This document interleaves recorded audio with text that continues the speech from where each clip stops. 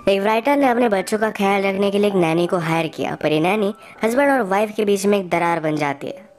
Hello friends, आज मैं आपको डेडली इल्यूजन्स ये 2021 की एक thriller mystery horror movie explain करने वाला हूँ। इस मूवी में अलग अलग ट्विस्ट एंड टर्न्स आते हैं, तो इसे अंत तक जरूर देखिएगा।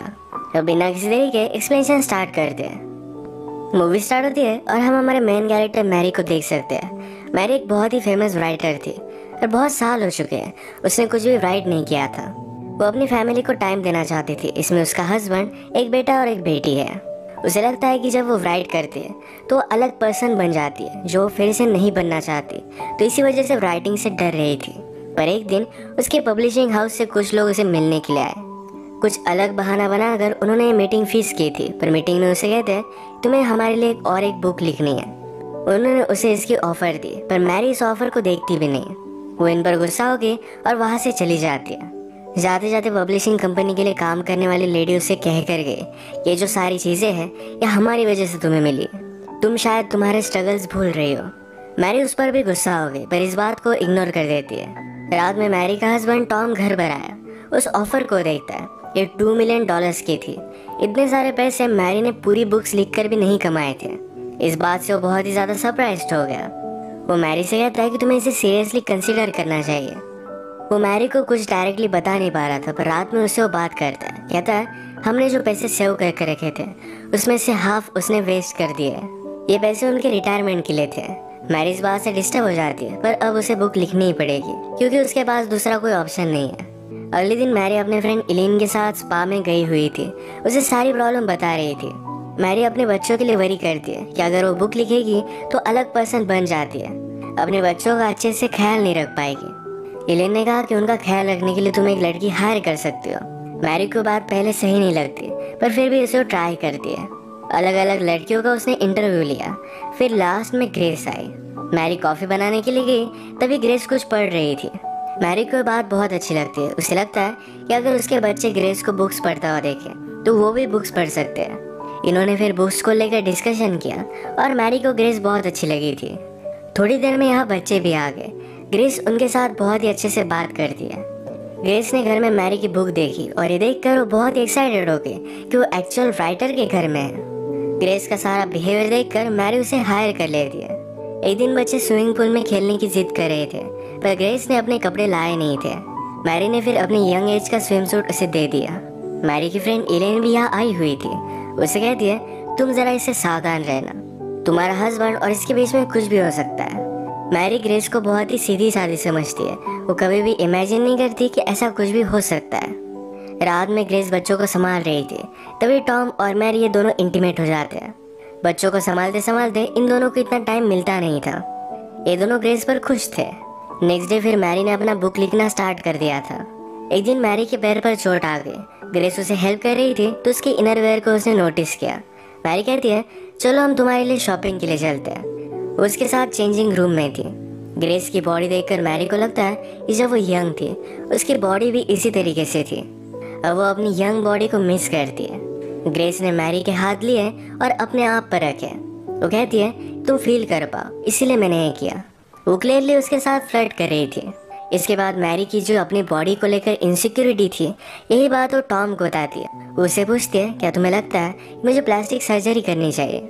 टॉम कहता है कि ऐसा कुछ भी करने की ज़रूरत नहीं है। तुम पहले जितनी ब्यूटीफुल थी अब भी उतनी ही ब्यूटीफुल हो।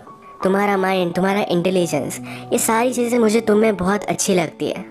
मैरी अपने बुक के कैरेक्टर्स को लेकर बहुत ही कंफ्यूज थी। उसे वो कैसे होने चाहिए ये समझ में आ नहीं रहा था। यही बात सोचते सोचते उसने घर में ग्रेस को नोटिस किया। उसी पर वो अपना कैरेक्टर बेस्ड कर देती है। एक दिन उसके पब्लिशिंग हाउस से कुछ लोग उसे मिलने के लिए आए। उसके बुक्स के लिए वो आइडिया उसे दे रहे थे। तभी मैरी हमेशा ग्रेस के बारे में सोच रही थी। अगले दिन मैरी अपने फ्रेंड इलीन के साथ बात करती है। कहती है ग्रेस को मैं पहले बहुत ही अलग समझती थी, पर अचानक से वो उससे बहुत ही ज़्यादा अट्रैक्टेड होने लग चुकी है। पहले उसे ऐसा कुछ भी नहीं लगता था। इलीन ने उसे कहा कि ये जो तुम्हें एनर्जी महसूस हो रही है ये तुम अपनी राइटिंग में यूज़ कर सकते हो। मैरी और टॉम एक ग्रेस से बहुत ही खुश थे तो उसे फुल टाइम अब रख लेते हैं। एक रात ये दोनों एक पार्टी पर गए। इलीन का हस्बैंड मैरी से कहता है तुम्हारी 4th बुक बहुत ही अच्छी थी, तुम्हें उस तरीके से फिर से राइट करना चाहिए। मैरी कहती है, जब मैंने उस बुक को लिखा था तो मेरी लाइफ में मैं बहुत ही डार्क प्लेस पे थी और फिर से उस प्लेस पर नहीं जाना चाहती। एलिन का हस्बैंड कहता है, शायद वही डार्कनेस एक राइटर को आर्टिस्ट बनाता है। अगले दिन मैरी अपने स्विमिंग पूल के पास हैंग आउट कर रही थी। वो ग्रेस को उसे मसाज करने के लिए कहती है। उसे बहुत अच्छा लगा तो स्विमिंग पूल में कूद गई। उसने ग्रेस को भी अपने पास आने के लिए कहा। ये दोनों एंजॉय कर रहे थे। बाहर आने के बाद दोनों ड्रंक हो जाते हैं। ग्रेस मैरी से कहती है कि कभी भी मैंने लाइफ में इसे फैमिली की तरह फील नहीं किया था। आपके साथ मुझे बहुत अच्छा लगता है। मैरी भी उसे सहारा देती है, कहती है, तुम्हारी वजह से मैं कुछ लिख पाई। इसके बाद मैरी जब उठी तो ग्रेस उसके साथ सोई हुई थी। उसे लगता है कि दोनों इंटीमेट हो गए। मैरी पहले जब भी राइट करती थी तो क्या रियल क्या नहीं इसके बारे में डिस्टिंग्विश नहीं कर पाती, तो उसे पता नहीं कि वो ग्रेस के साथ इंटीमेट हुई भी या नहीं। नेक्स्ट डे ये सब मैरी के बच्चों का प्ले देखने के लिए गए। यहाँ पर मैरी ने ग्रेस से बात की। उससे कहती है, कल जो भी हुआ ये फिर से नहीं होना चाहिए, हम इसके बारे में बात भी नहीं करेंगे। ग्रेस कहती है कि कल कुछ भी नहीं हुआ। मैरी को लगता है कि ग्रेस उसकी बात समझ गई। मैरी अब भी ग्रेस को अपने दिमाग से निकाल नहीं पा रही थी। एक दिन वो बात लेते हुए इमेजिन करती है कि ग्रेस उसके पास आए, उसे प्लीज कर रही है। मैरी का बुक का काम और भी ज्यादा बढ़ चुका था। उसे बच्चे डिस्टर्ब ना करे, इसलिए टॉम बच्चों और ग्रेस को लेकर लंच के लिए बाहर आ गया। ये बात एलिन नोटिस करती है। उसे लगता है कि शायद टॉम और ग्रेस के बीच में कुछ अफेयर है। टॉम को आज लंच करते हुए ग्रेस बहुत ही अलग लगती है। वो हमेशा शर्मीली होती है पर आज बहुत ही ज्यादा कॉन्फिडेंट है। वो जानबूझकर टॉम को रिझाने की कोशिश कर रही थी और यह भी वर्क कर रहा था। वो उसे कहता है कि आज तुम बहुत ही अलग लग रहे हो, एक ग्रोन वुमन की तरह। फाइनली मैरी ने अपनी बुक कंप्लीट कर ली थी। इसे सेलिब्रेट करने के लिए वो ग्रेस को अपने साथ एक लेक पर लेकर जाती है। यहाँ पर वो ड्रिंक वगैरह कर सेलिब्रेट करते हैं। ग्रेस मैरी को किस करने लगी। मैरी ने उसे रोक लिया। वो कहती है, ये सब करना बहुत गलत है। मैं जब तुम्हें देखती हूँ तो अपने आप को पाती हूँ, तुम बहुत परफेक्ट हो, पर हम ये सब नहीं कर सकते। जब वो घर जाने के लिए फिर से अपने बाइसिकल के पास आए तो किसी ने टायर को पंचर कर दिया था। रात में लेट घर पर पहुंचते तो एलिन और टॉम बात कर रहे थे। मैरी ने उससे पूछा कि तुम यहाँ क्यों हो। एलिन कहती है कि मुझे लगता है कि टॉम और ग्रेस के बीच में अफेयर चल रहा है, इसी के बारे में बात करने के लिए मैं आई हुई थी। मैरी ने पहले भी एलिन और टॉम को एक साथ देखा था, तो इस वजह से वो एलिन पर ही शक करने लग जाती है। एलिन भी इस बात पर गुस्सा होगी। उसे कहती है, तुम मेरी बेस्ट फ्रेंड हो, तुम्हारे साथ मैं ऐसा कभी भी नहीं कर सकती। इसके बाद वो यहाँ से चली गई। डिनर का प्रिपरेशन करते वक्त ग्रेस और मैरी एक साथ है, तो इसमें ग्रेस मैरी को प्लीज करने लगती है। टॉम यहाँ पहुंचा पर वो कुछ भी देख नहीं पाता। मैरी को जरा नींद आ रही थी तो जल्दी सो जाती है। बीच रात में उसे अचानक से कुछ आवाज आ रहे थे। वो देखने के लिए गई तो ग्रेस और टॉम इंटीमेट हो रहे थे। ग्रेस से नोटिस करती है पर टॉम को कहती है उसने स्लीपिंग पिल्स ली हुई है, वो जब उठेगी तो उसे कुछ भी याद नहीं रहेगा। उठने पर मैरी को सब कुछ याद था। वो देखती है कि ग्रेस उसकी फैमिली के साथ डिनर कर रही थी। इस बात पर वो बहुत ज्यादा गुस्सा हो गई। उसने ग्रेस को बाहर निकाल दिया।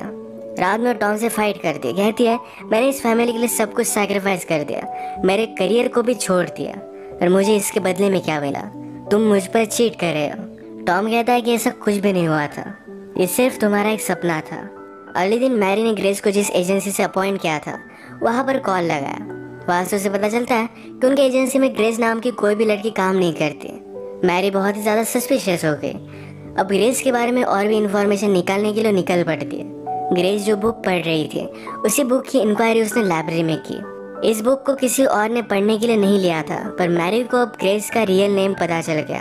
अब वो कंफर्म हो चुकी थी कि ग्रेस में कुछ ना कुछ तो गलत है।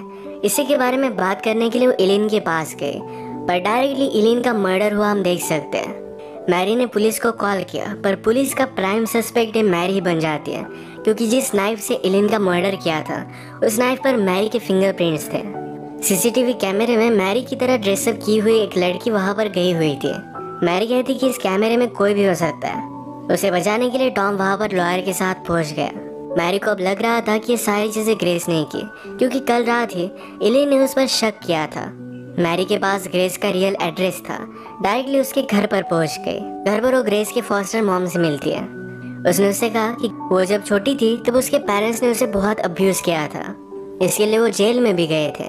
मैरी यहाँ पर नोटिस करती है कि लेडी अलग अलग आवाज में बात कर रही थी, यानी कि उसे स्प्लिट पर्सनैलिटी डिसऑर्डर था। ये देखकर मैरी जल्दी से वहाँ से निकल जाती है। उसने घर पर टॉम को कॉल लगाया कि ग्रेस को घर में आने मत दो, वो बहुत ही डेंजरस है। पर ग्रेस ऑलरेडी घर में थी। टॉम जब शावर में था तो मैरी की तरह कपड़े पहनकर ग्रेस उसके पास आती है। इसका मतलब है एलियन का मर्डर उसने ही किया था।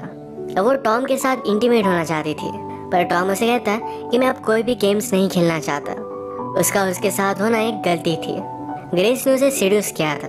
ये बात सुनकर ग्रेस बहुत ज़्यादा गुस्सा हो गई। वो टॉम पर चाकू से बहुत सारे वार कर देती है। वो उसे मार ही देती तब तक मैरी वहाँ पर पहुँच गई। ग्रेस जल्दी से कपड़े बदल कर मैरी के सामने आई। मैरी ने टॉम के बारे में पूछा तो कहती है कि टॉम शावर ले रहा है, तुम वहाँ पर मत जाओ। मैरी को सस्पिशियस लगा और वो वहाँ पर पहुंची तो टॉम ब्लीड कर रहा था। ग्रेस फिर से अपने हाथ में चाकू ले लेती है, पर वो अपने आप को कंट्रोल कर रही थी। वो भी अलग अलग दो आवाज़ में बात करती है। ग्रेस की भी दो पर्सनैलिटीज़ थी। अपने आप को प्रोटेक्ट करने के लिए एक डेंजरस सी पर्सनैलिटी उसने डेवलप की थी। उसकी एक पर्सनैलिटी उसे बोल रही थी कि इन दोनों को मार डाले, पर एक्चुअल ग्रेस उसे रोक रही थी। ग्रेस अपने आप को फिर से उस स्वीट लड़की में कन्वर्ट करना चाहती थी, पर उसकी दूसरी पर्सनैलिटी उसे करने नहीं देती। उसने मैरी पर हमला कर दिया। ग्रेस की सेकंड पर्सनैलिटी बोली कि तुम मैरी से प्यार करने लग गई, इसलिए मुझे मारना चाहती थी। ये इविल पर्सनैलिटी पूरी तरीके से कंट्रोल ले लेती है। वो मैरी को मारने वाली थी, पर मैरी ने उसके सर पर हमला कर उसे बेहोश कर दिया। अब इसके बाद मूवी में डायरेक्टली 1 साल बीत चुका है। मैरी ने अपनी बुक कंप्लीट कर ली है। वो अपने फैमिली के साथ बहुत ही खुश हम देख सकते हैं। मूवी के एंड सीन में वो ग्रेस से मिलने के लिए गई। मैरी ने उसे हॉस्पिटल में एडमिट कर दिया है। उसे ठीक होने में हेल्प कर रही है। ग्रेस की जो एक्चुअल पर्सनैलिटी थी ये बहुत अच्छी थी और इसी को सेव करने के लिए मैरी उसे हेल्प कर रही है। ये दोनों अब बहुत ही अच्छी फ्रेंड्स हैं। इसी के साथ ये मूवी एंड हो जाती है। ग्रेस बचपन में अब्यूज हुई थी, तो इसी वजह से हमेशा से फैमिली को पाना चाहती थी। वो जब मैरी की फैमिली से मिली तो ये खुद के लिए स्टील करना चाहती थी। फिर उसकी अलग पर्सनैलिटी उस पर हावी होने लग गई। उसी पर्सनैलिटी के वश में आकर उसने ये सारी चीज़ें की थी। तो इसी के साथ आज का वीडियो हम खत्म करते हैं। अगर आपको एक्सप्लेनेशन अच्छा लगा तो प्लीज़ इसे लाइक और कमेंट ज़रूर कर दीजिएगा। मैं बहुत सारी मूवीज़ लेकर आता रहता हूँ, तो प्लीज़ इस चैनल को सब्सक्राइब कर दीजिए। बेल नोटिफिकेशन आइकन दबाना मत भूलिएगा। हम फिर से मिलेंगे और एक नई मूवी के साथ। तब तक के लिए थैंक यू और आप अपने आप का ख्याल रखिए।